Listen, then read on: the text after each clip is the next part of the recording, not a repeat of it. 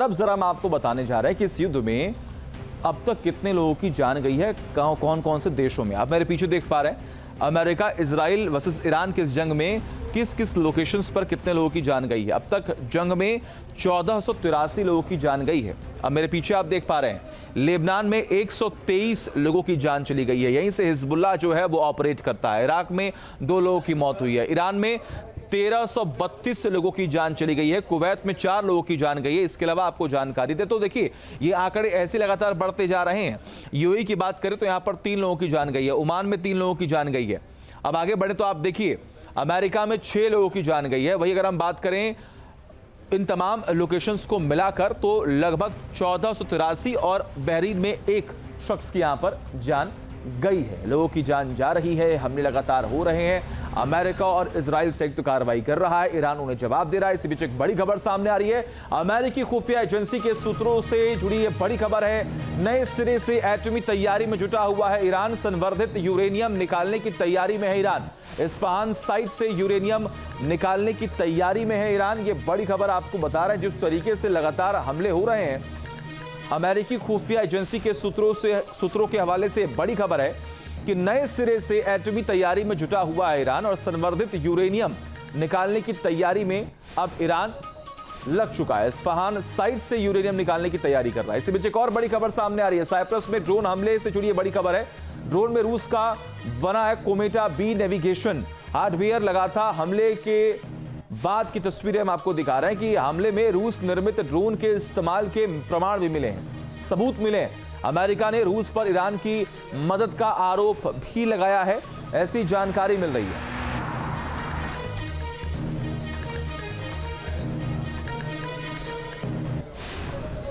और देखिए, हमारे साथ defence expert retired major general Shashi Asthana sir जुड़े हुए हैं। अस्थाना सर, अब हम लगातार रिपोर्ट देख रहे हैं, हम ये जानने और समझने की भी कोशिश कर रहे हैं कि अभी वर्तमान में हालात कैसे बने हुए हैं। ग्राउंड जीरो से रिपोर्ट भी देख रहे हैं, लेकिन ये कहना बड़ा मुश्किल है कि ईरान जो है वो बैकडोर से बात करने के लिए तैयार है या फिर ईरान रुकने को तैयार है। अभी हमने देखा था किस तरीके से पेजेश्कियान ने भी अपना बयान दिया, उसके बाद उन्होंने अपने ही बयान से उन्होंने पलटी मारी। फिर कह रहे हैं कि अब ये युद्ध जो है वो लगभग 6 महीने तक चलेगा, और ईरानी सेना और IRGC इतनी काबिल है कि वो इजराइल और अमेरिका को जवाब दे सकते हैं।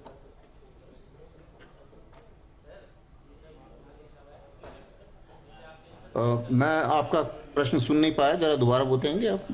सर, सवाल मेरा यहां पर यह है कि इस युद्ध के बीच में भी लगातार अलग अलग स्टेटमेंट सामने आ रहे हैं, और उन तमाम बयानों में भी हम देख पा रहे हैं कि कॉन्ट्रडिक्शन बहुत ज्यादा है। पेजेश्कियान ने पहले कहा कि हम हमले नहीं करेंगे, फिर उन्होंने कहा कि हम हमले करेंगे। अभी उन्होंने कहा कि ईरानी सेना और IRGC लगभग 6 महीने तक इस युद्ध को खींच सकती है, इतने काबिल हैं हम। देखिए, इसको आप इस हिसाब से समझिए कि जो जितना मिसाइल आर्सेनल ईरान के पास है वो सीमित है, और उतनी जल्दी इतनी आसानी से रिप्लेनिश तो नहीं हो पाएगा। लेकिन जो रेट ऑफ फायर है वो ईरान कंट्रोल कर सकता है। यानी कि अगर वो उसे लगेगा कि उसका मिसाइल ज्यादा खर्च हो रहे हैं तो वो धीरे धीरे फायर करना शुरू करेगा। मेरा अपना मानना है कि अभी वो पूरी जोर शोर से कन्वेंशनल वॉर लड़ रहा है। जैसे जैसे वक्त गुजरेगा वो हिजबुल्लाह की वाली टैक्टिक्स अपनाएगा कि बीच बीच में 2-3 ड्रोन मार दिए, 2-3 मिसाइल मार दी।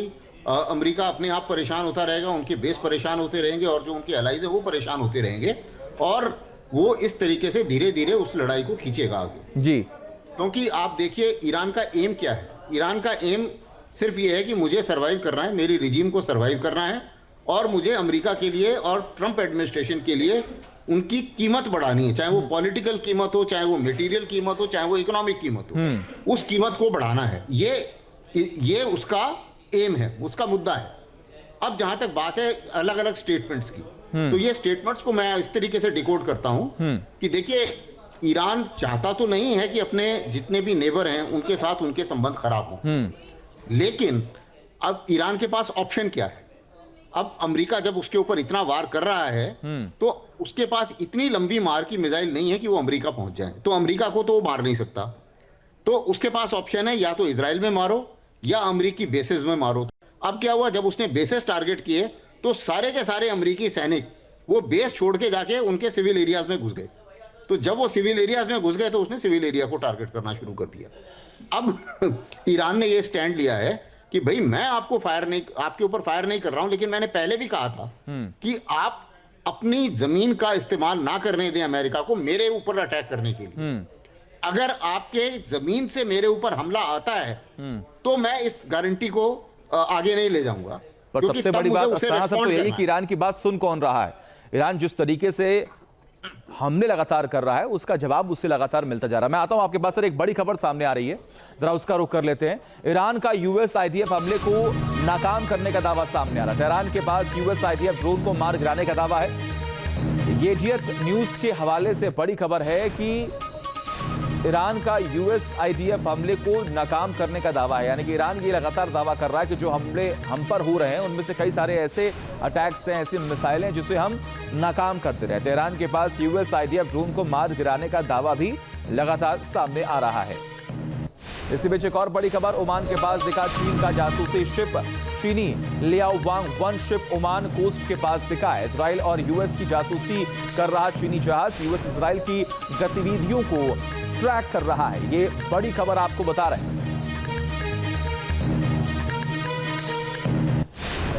ईरान, रूस और चीन का याराना किसी से छिपा नहीं है। जब रूस ने यूक्रेन पर अटैक किया था तब ईरान ने रूस को ड्रोन दिए थे। अब ईरान पर हमला हुआ है तो रूस दोस्ती निभा रहा है।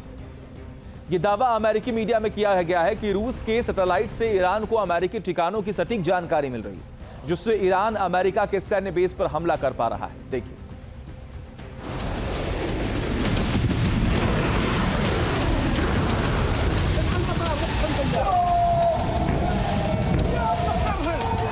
क्या रूस और चीन की मदद से ईरान मिडिल ईस्ट में अमेरिकी ठिकानों पर सटीक हमला करने में कामयाब हो रहा है?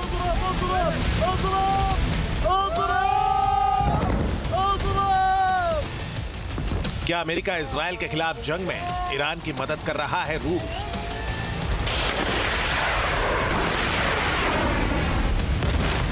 क्या युद्ध में चीन की तरफ से रियल टाइम खुफिया जानकारी ईरान को मिल रही है?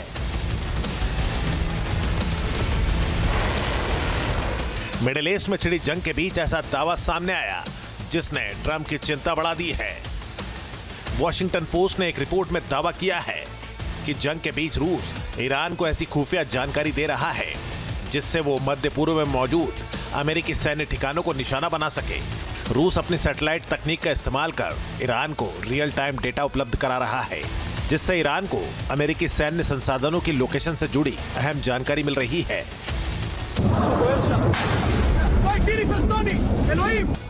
इसी जानकारी के जरिए ईरान अमेरिका के उन ठिकानों पर मिसाइल और ड्रोन से प्रहार कर रहा है। अल्लाह अकबर, अल्लाह अकबर, अल्लाह अकबर। ईरान को मिल रही रूस की मदद पर अमेरिकी राष्ट्रपति डोनाल्ड ट्रंप ने क्या कहा, सुनिए। जब से लड़ाई शुरू हुई है, ईरान ने मिडिल ईस्ट के इलाके में अमेरिकी मिलिट्री ठिकानों, दूतावासों और दूसरे टारगेट पर हजारों अटैक ड्रोन और सैकड़ों मिसाइलें दागी है। ईरानी हमले में कुवैत में 6 अमेरिकी सैनिक मारे गए और कई अन्य घायल हो गए। यह हमला इतना सटीक था कि अमेरिकी सैनिकों को कोई चेतावनी तक नहीं मिली। वहीं युद्ध के शुरुआती दिनों में ईरान की अमेरिकी युद्धपोतों को ट्रैक करने की अपनी क्षमता कम हो गई थी, लेकिन अब ईरान की इस ताकत में जबरदस्त इजाफा देखा जा रहा है। ईरान ने कई सटीक हमले कर अपनी क्षमता को प्रदर्शित भी किया है, जिसमें एक अमेरिकी सप्लाई वेसल भी शामिल है जिस पर हमला हुआ है। इस बीच ईरान में रूस के दूतावास का कहना है कि रूसी डिप्लोमेट और एडमिनिस्ट्रेटिव और टेक्निकल कर्मचारी ईरान में ही हैं और अपनी जिम्मेदारियां निभा रहे हैं। तेहरान में हालात आमतौर पर स्थिर है। वहीं अमेरिका अभी ईरान और रूस के गठजोड़ पर खुलकर नहीं बोल रहा है। We're not concerned about that. We mitigate it as we need to. Our commanders factor all of this, but the only ones that need to be worried right now are Iranians that think they're going to live. Iran के सटीक हमलों के पीछे चीन का हाथ भी बताया जा रहा है। खबर है कि चीन की तरफ से रियल टाइम खुफिया जानकारियां मुहैया कराई जा रही है, जिसका फायदा ईरान को मिल रहा है। रशिया ईरान को इंटेलिजेंस दे रहा है, सैटेलाइट के द्वारा खबरें दे रहा है, इनको जहाँ जहाँ लोकेशन है, ठिकाने हैं अमेरिका फोर्सेस के, शिप्स के, उन चीज़ों की खबर दे रहे हैं। चाइना का कोई खबर ऐसी आई नहीं है, लेकिन हो सकता है वो भी दे रहे हैं, उसमें कोई बड़ी बात नहीं है, क्योंकि उनके भी ईरान के साथ बड़े अच्छे संबंध हैं और काफ़ी उनका व्यावसायिक संबंध है, और साथ में चीन का काफ़ी हथियार भी ईरान ने खरीदे हैं। ऐसे में ये दोनों जब मिलकर अगर खबर देते हैं तो जिसका एक फ़र्क पड़ जाता है लड़ाई लड़ने में, एक पिन पॉइंट अटैक करने में ईरान कामयाब हो रहा है और टारगेटेड अटैक कर रहा है, जिसके द्वारा कम हथियार के द्वारा, कम मिसाइल के द्वारा ज़्यादा इफेक्ट होने की उम्मीद रहती है। जंग के बीच अयतुल्ला अली खामनेई का एक वीडियो भी शेयर किया गया है। ये वीडियो तेहरान यूनिवर्सिटी के प्रोफेसर ने साझा किया है और दावा किया है कि खामनेई ने ईरान को 2000 किलोमीटर से ज्यादा रेंज वाली मिसाइलें बनाने से रोक रखा था, लेकिन अब ईरान रुकने वाला नहीं है। अब हमारी बैलिस्टिक मिसाइल लगभग 2000 किलोमीटर की लंबी दूरी तक मार कर सकती हैं। मैंने खुद 2000 किलोमीटर कहा था, अन्यथा वे इसे 4000, 5000 किलोमीटर तक बढ़ाना चाहते थे। मैंने इसकी अनुमति नहीं दी। मतलब साफ है कि ईरान के तेवर भी काफी आक्रामक है। वो अमेरिका की ताकत से नहीं डर रहा है। ऐसी स्थिति में अगर रूस और चीन से ईरान को मदद मिलने लगी तो तय है कि यह युद्ध इतनी जल्दी खत्म होने वाला नहीं है। Team news nation.